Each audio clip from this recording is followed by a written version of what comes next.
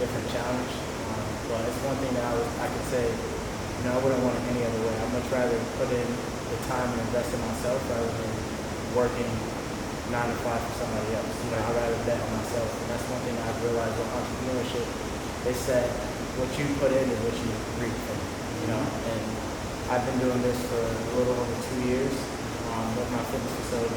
Now we're expanding to a new location, so I'm seeing that all the time, and the seed that I planted 2 years ago, like I'm really reaping the harvest right now. That's good shit. Ray, I know you a business owner too. What it's like for you? A lot of sleepless nights, man.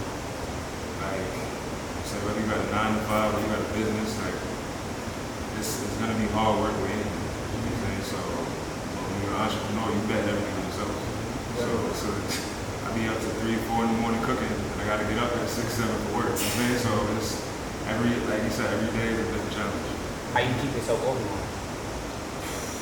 Meditation, prayer. Right. You know what I'm saying? Like, and it's just a lot of training. Like food industry, like my brother's a chef, my grandfather's a chef, so like me being around that, working in restaurants with my brother, like all that training, I put it into I ain't go to culinary school, but been cooking since I was a kid.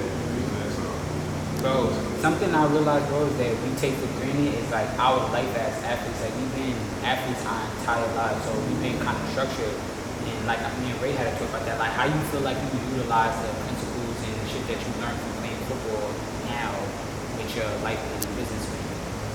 I would say just like the accountability aspect and just being essentially like just playing your role and knowing that if you don't come to show up that day, your team will suffer. So I see it like this: if I don't wake up in the morning, my gym isn't operating. So it's just a sense of accountability, knowing that I have to show up every single day, whether I feel like it or not. My team needs me, my business needs me. You know what I mean? So it's little things like that, just like the discipline aspect that I've been able to apply in my everyday life. How about you, Ray? Just dealing with adversity. Life happens every day. You never know what's gonna happen. You still gotta get up and do your job. What kind of adversity do you deal with being an entrepreneur?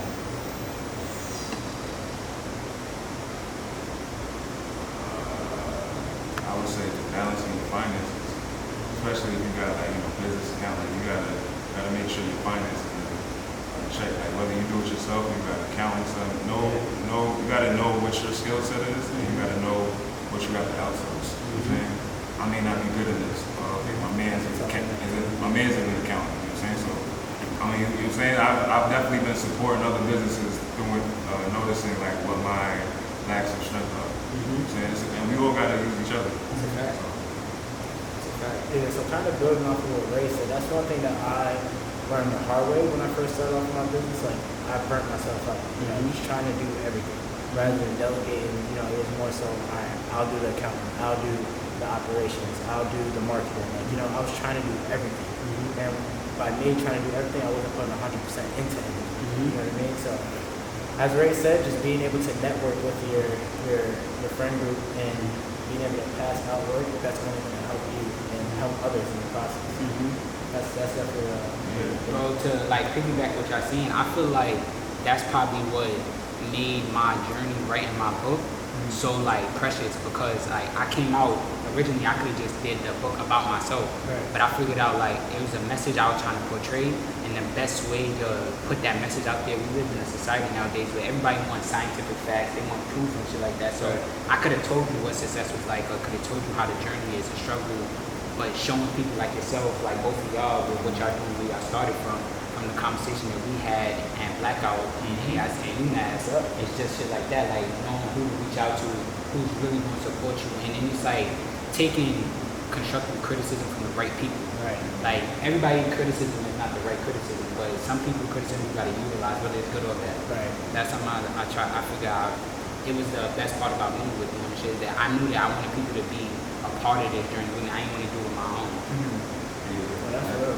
Especially with the criticism and say the advice thing, like it's great to have people around you that have been through what you're going through. Like my brother's a chef; he's been a chef for 20-some years. You know what I'm saying? Like I've gotten the blueprint from him, but you don't really know until you do it yourself. And even getting advice from people that have been there, that haven't been there, sometimes it's too much noise. You got to listen to yourself, because at the end of the day, nobody knows your vision, your dream. even if you got people working with you, like I work alone. I need employees, all that, but you know, I know entrepreneurs like struggle with having employees that don't put in the effort that they got.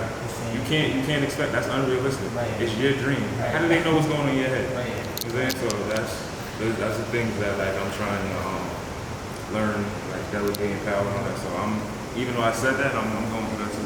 Yeah. And that's one thing too. So like as I said that statement too, like one thing I'm realizing too is quality over quantity. So you don't want just anyone representing your brand or anything that you're affiliated with, because anyhow that they slip up, it's a reflection of you. So you know what I mean? So I'd much rather take the time and make sure each person that I bring on board, you know, we're all on the same page. That's that.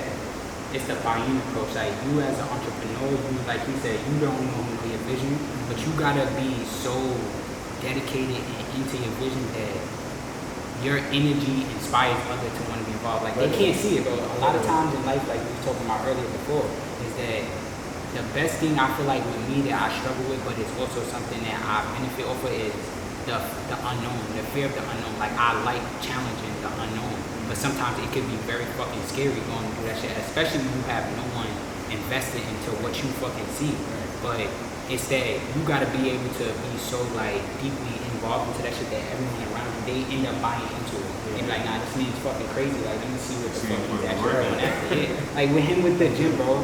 Like we was talking about doing a fitness company in the beginning, but until seeing Ace actually put the one foot after the other, to me this like seems fucking impossible. So it's just like seeing that shit, and now that's what made me want to even come and do this work out here with you today, is the fact that like, bro, like see what that's like to feel the energy like that, because that's how I get inspired, seeing other people accomplish it. That's real, bro. Yeah, bro. That's real. Appreciate that. Right. But that's like one thing with my book too that a lot of people don't know. When I was coming up with the cover of my book, because it's a non-fiction book, most people said my cover wasn't non-fiction ready, and most people didn't understand what the cover of my book was. So people didn't understand, like I was taking, that's where it was about the taking construction criticism and shit. I was going to people advice for them to tell me this is not the cover, and it was making me like, this is the cover. I'm going to choose it because you don't see the importance of this cover. When I put it out, when you read the book, when I tell you the story behind it, when I tell you the meaning, you're like, oh, now I see it. But I believe that. I don't give a fuck what anybody was telling me about. It was multiple people, and it wasn't like nothing malice behind it, but they didn't understand. Only me, I knew it, so their reaction to it was the perfect action that I wanted. Like, people didn't know what the fuck the cover was about. So that it's just like, long as you believing in what you're doing, bro, it doesn't even matter what the fuck anybody else thinks at all, bro. Throughout your journey, what inspired you? Like, any people, any things, like... For me personally, it was more so like internal. When I say internal, it was more like family based. So I tell the story a lot, but like the reason I got started with fitness was due to my mom. So I started working out after like my collegiate career finished, and there was just one morning when she just woke up with me and she wanted to hit a morning run with me, and from there like that progressed to doing weekly and then monthly, and from there like other family members started to join in, and from there kind of built a clientele based off like my immediate family.